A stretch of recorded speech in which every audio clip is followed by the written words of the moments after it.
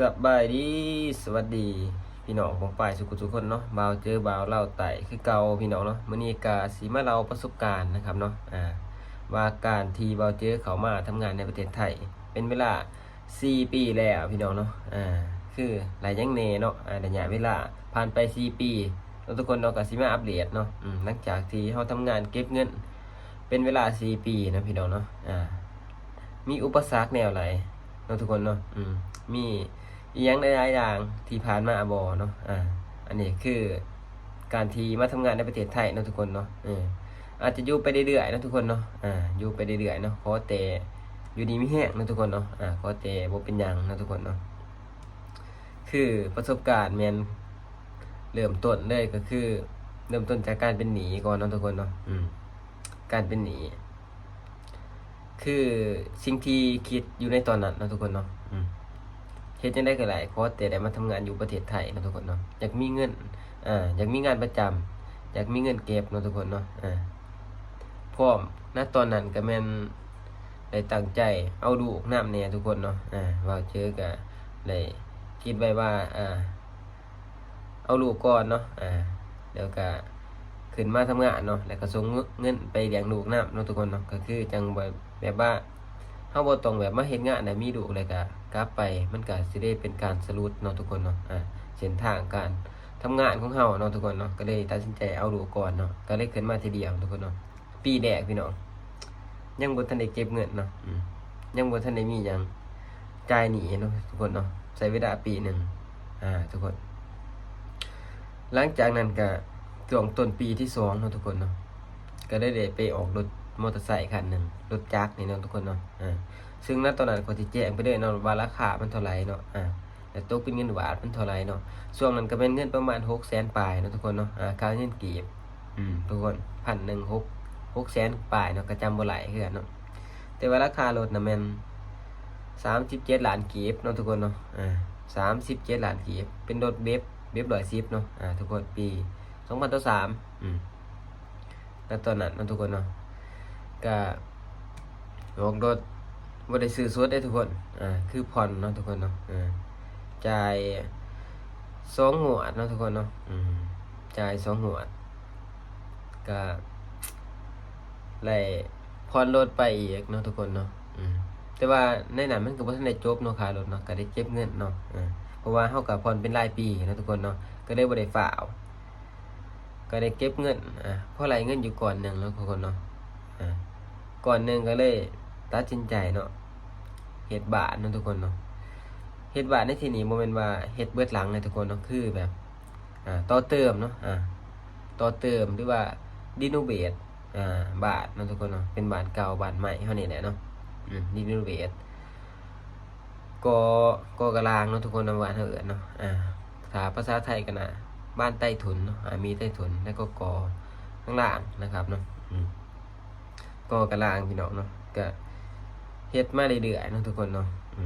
เฮ็ดบ้านมาเรื่อยๆเรื่อยๆเนาะทุกคนเนาะจนเงินก็บ่มีอีกแล้วทุกคนเพราะว่าเฮาก็เงินออกมาแต่เดือนก็ต้องไปซื้อของต้องไปจ่ายค่าจ้างเนาะทุกคนนะซึ่งตอนนั้นเฮาก็กำลังมาทำงานใหม่มันก็เงินก็บ่ได้หลายเนาะค่าแดงมันก็ยังบ่ได้หลายเนาะทุกคนเนาะเฮ็ดบ้านก็จน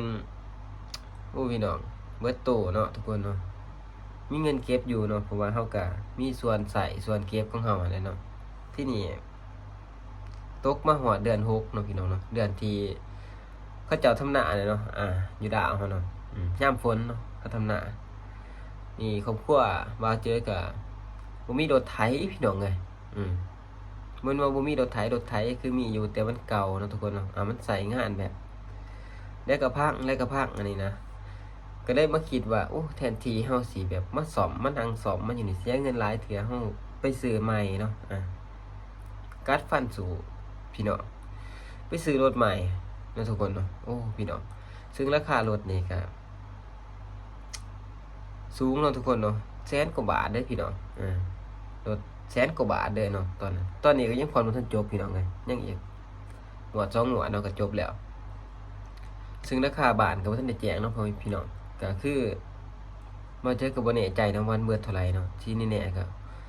ที่ฮู้เนาะทุกคนเนาะก็ประมาณ สัก300,000เนาะทุกคนเนาะ300,000 บาทเลยทุกคนของมันแพงเนาะค่าสร้างนี่เนาะทุกคนเนาะ